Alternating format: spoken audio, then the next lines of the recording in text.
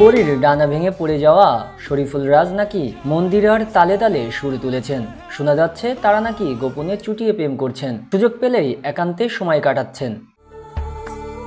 ঢালিউড অন্দরমহলের খবর, রমজানের ঈদে মুক্তি পাওয়া কাজল রেখা সিনেমায় অভিনয়ের সূত্র ধরেই কাছাকাছি এসেছেন রাজমন্দিরা। পর্দার বাইরে তাদের রসায়ন দেখে তেমনটাই আন্দাজ করা স্বাভাবিক বটে, ফলে এই নিয়ে হচ্ছে আলোচনা। তুমি কে? বাংলাদেশ চলচ্চিত্র পরিচালক সমিতির পুরস্কার প্রদান অনুষ্ঠানে রাজের সঙ্গে প্রেম বিষয়ক প্রশ্নের মুখে পড়েন মন্দিরা। সেখানে প্রেমের কথা স্বীকার করেছেন তিনি, তবে কার সঙ্গে সেটা পরিষ্কার করেননি।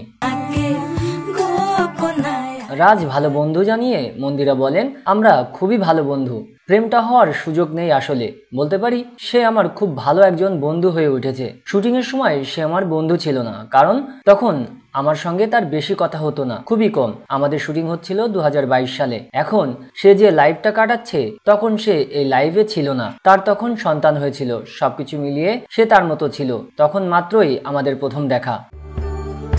তিনি আরো বলেন, বাস্তব জীবনে প্রেম আছে, প্রেম ছাড়া তো একজন মানুষ থাকতে পারে না। আমার মনে হয় প্রত্যেক মানুষের জীবনে প্রেম থাকা জরুরি, প্রেম করা উচিত। প্রেম করলে মন ভালো থাকে, শরীর ভালো থাকে। এখন বিয়ে করার কোনো ইন্টেনশন একদমই নেই, পরিবার থেকেও এখন প্রেশার নেই, এখন কাজে মনোযোগ দিতে চাই। বিয়ে করুম তোরে। তবে প্রেমিকের পরিচয় প্রকাশ করেননি মন্দিরা, সেই দায়িত্ব দিলেন সাংবাদিকদের উপর। তিনি বলেন, প্রেম তো করছি, কার সঙ্গে করছি, কিভাবে করছি, এটা সাংবাদিকদের দায়িত্ব খুঁজে বের করার, আপনারাই খুঁজে বের করুন। চ্যানেল আইয়ের রিয়েলিটি শো সেরা নাচিয়ের মাধ্যমে বিনোদন অঙ্গনে যাত্রা শুরু করেন মন্দিরা।